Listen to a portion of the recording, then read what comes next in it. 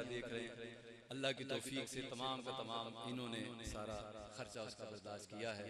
اسی طرح یہ جاوید خان صاحب یہاں موجود ہیں، یہ جب یہ پہاڑی سی تھی، یہاں مٹی مٹی تھی، تو پھر یہ خود بیلچا اور کئی اٹھا کے تو یہاں پہ مشقت کرتے رہے، مزدوری کرتے رہے۔ دیگر جتنے بھی لوگ ہیں، جس میں میں بار بار یہ کہتا ہوں کہ اللہ تو ہر چیز کو جاننے والا ہے۔ اگر آپ میری آنکھوں سے، میرے ذہن سے وقتی طور پہ نکل بھی جائیں گے تو میرا اللہ ایسا ہے، میرا اللہ ایسا ہے کہ اس کی نگاہ سے کوئی چیز اوجھل ہوتی ہی نہیں۔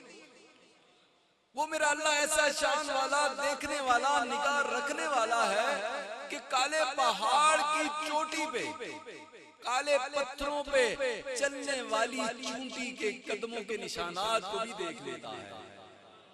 تو وہ کیسے ہو سکتا ہے کہ جن لوگوں نے اس کے کام کے لیے کوئی مدد کی ہے یا کوئی کوشش کی ہے تو وہ بھول جائے گا۔ آخری بات دعا سے پہلے بار بار یہ مجھے ایسا ہوتا ہے کہ بات مجھے جب آ جاتی ہے تو پھر میں ضرور کر دیتا ہوں کہ ہمارا دنیا کا دستور یہ ہے کہ ہمارے گھر میں کوئی غمی ہو یا خوشی ہو، کوئی بھی ایسی تقریب ہو تو کوئی عزیز رشتہ دار محلے والا آ کے ہمارے گھر میں کام کر دے، مہمانوں کو آگ بھگت کرے، برتن لگا دے، دریاں بچھا دے، کرسیاں لگا دے، تو ہم کتنے عرصے تک اس بندے کو یاد کرتے رہتے ہیں کہ فلاں بندہ آیا تھا یار، اس نے ہماری بڑی مدد کی ہے، مہمانوں کو بڑا خوش کیا ہے، کرسیاں سیدھی کرتا رہا ہے، کھانا کھانے تک، کھانا تقسیم ہونے تک وہ موجود رہا ہے، تو ہم اس کی کتنی عزت کرتے ہیں، قدر کرتے ہیں۔ تو جب یہ اللہ کے گھر کے لیے جن جن لوگوں نے بھی جیسا بھی کام کیا ہے، اگر ہم انسان ہو کے انسان کی قدر کرتے ہیں، اس کے کیے ہوئے کام کو یاد رکھتے ہیں، تو میرا اللہ جو سب سے زیادہ جاننے والا ہے، دیکھنے والا ہے، یہ کیسے ہو سکتا ہے کہ وہ اپنے گھر میں کام کرنے والے کو، کسی بھی حیثیت میں کام کرنے والے کو اپنی نگاہوں سے اوجھل کر دے گا؟ تو یہ یاد رکھنا ہے۔ اگر میرے ذہن سے کسی کا نام نکل بھی جاتا ہے تو وہ یہ یقین رکھے کہ اللہ تبارک و تعالیٰ کے دربار میں، اللہ کے حضور اس شخص کا نام سنہری حروف میں لکھا جا چکا ہے۔ میرے کہنے سے، میرے بھول جانے سے کچھ نہیں ہوگا۔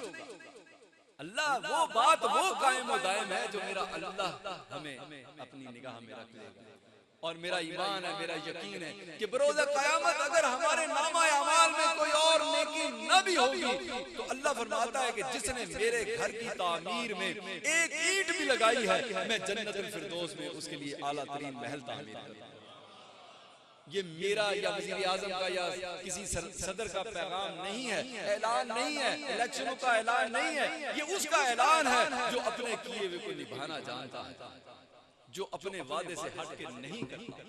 تو آئیے آج سارے ہاتھوں کو پھیلا کے، جھولیوں کو پھیلا کے اس ایمان اور یقین کے ساتھ اس سے مانگیں گے کہ وہ دینے والا ہے، ہم لینے والے ہیں، وہ عطا کرنے والا ہے، ہم مانگتے ہیں۔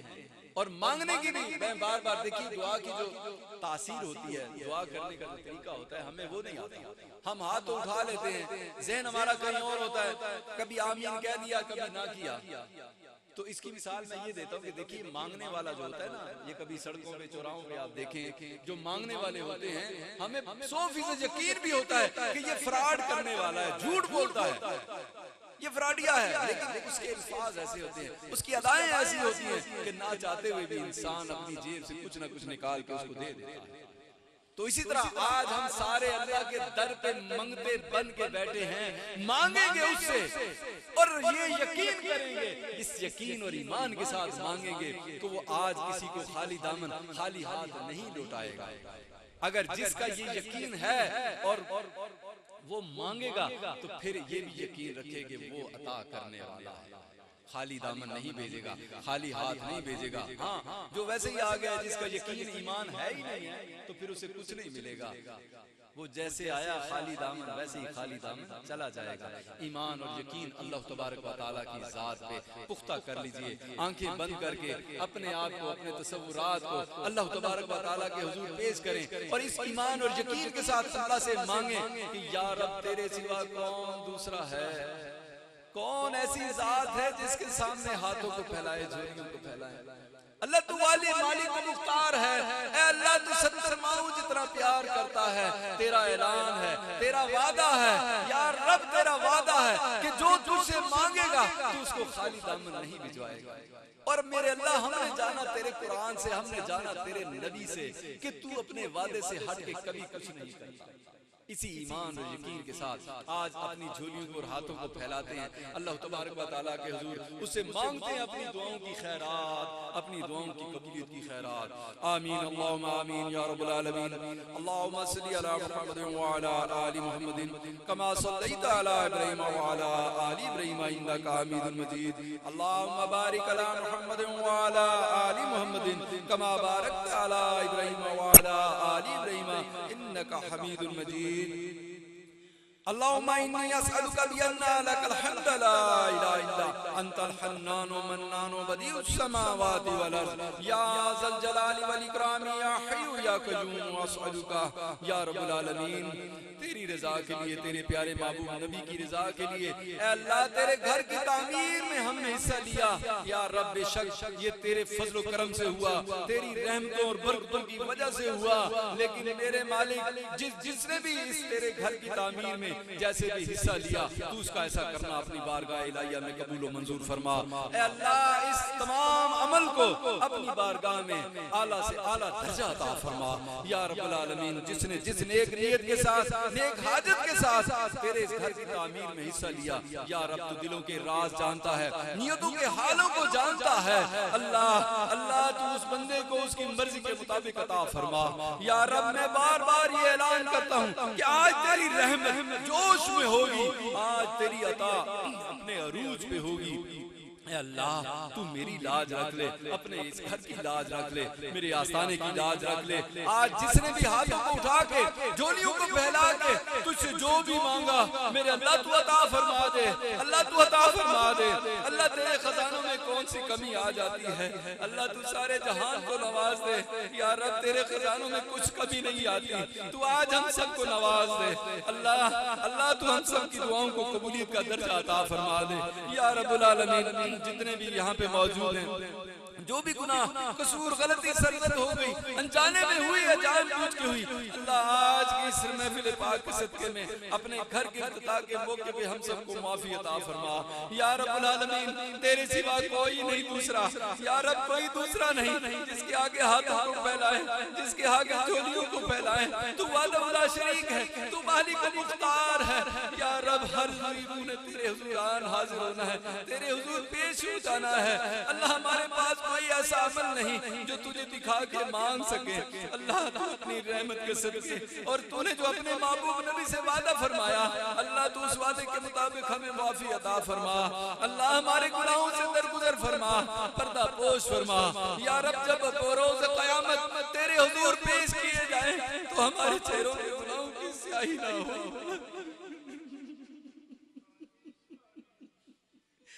یا رب۔ ہم بہت گناہگار ہیں، سیاہگار ہیں، اللہ تو معاف فرما دے یا رب۔ تیرے سوا کون ہے؟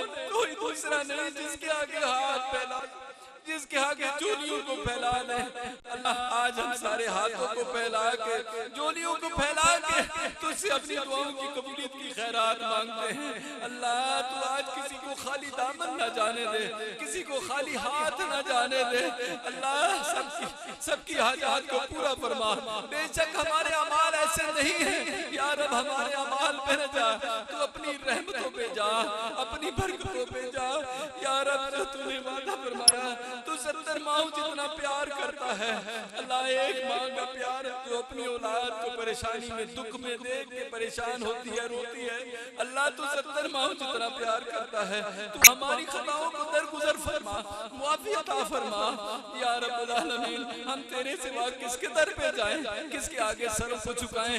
اللہ تو وحدہ لا شریک ہے، ہم سب کا ایمان ہے، ہم سب کا یقین ہے میرے اللہ۔ ہم نے بروز قیامت تیرے حضور پیش ہونا ہے، اپنے اعمال کا حساب کتاب دینا ہے۔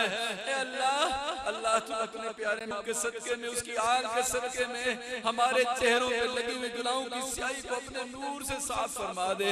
اللہ ہمارے دلوں کو صاف فرما دے یا رب۔ جب تیرے حضور پیش کیے جائیں تو ہمارے چہروں پہ گناہوں کی سیاہی نہ ہو۔ اعوذ باللہ من الشیطان الرجیم،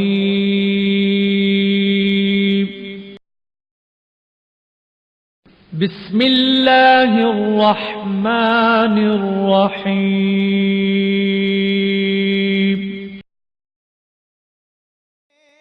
آ گئے مصطفیٰ آ گئے آ گئے آ گئے مصطفیٰ آ گئے آج دنیا میں خیر الورا آ گئے آج دنیا میں خیر الورا